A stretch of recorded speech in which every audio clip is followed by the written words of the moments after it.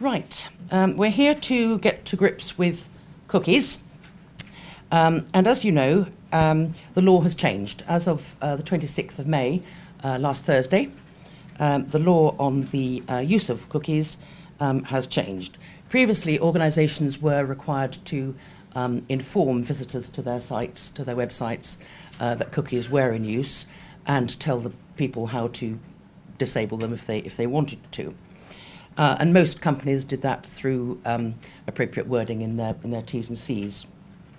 But now the e-privacy directive, which has been implemented via amendments to the Privacy and Electronic Communications Regulations of 2003, and this is the document, this now has changed the scene and specifically requires consent for cookies to be used for consumers, except with the exception that if they're strictly necessary for the operation of the site, what the consumer wishes to do.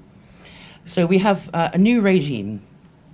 The Information Commissioner will be in charge of enforcement of this and has some swinging new powers to impose fines of up to £500,000, £500,000, for serious non-compliance of this. But thankfully, we do have a bit of a breathing space. Partly, we've got these regulations fairly late in the day, although I think we're probably the most advanced European member state, aren't we? We're ahead of everybody else, at least. We did get the legislation on the book before the due date.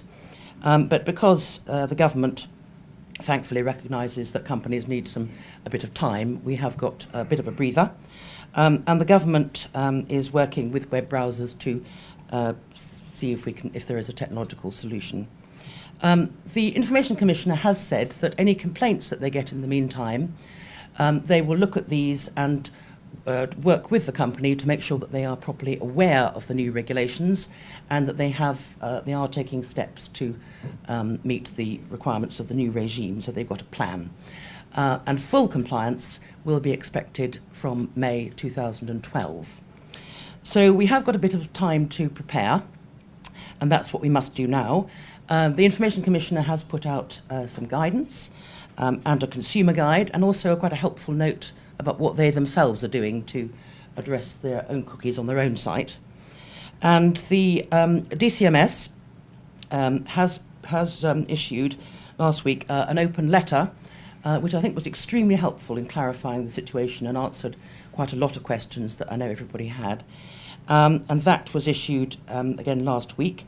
And I think Simon, in fact, was the author of the thing. So thank you for that. And that does give certain reassurances about cookies, and particularly in regard to the work that's still going on in relation to online behavioural advertising in Europe and the use of third-party cookies.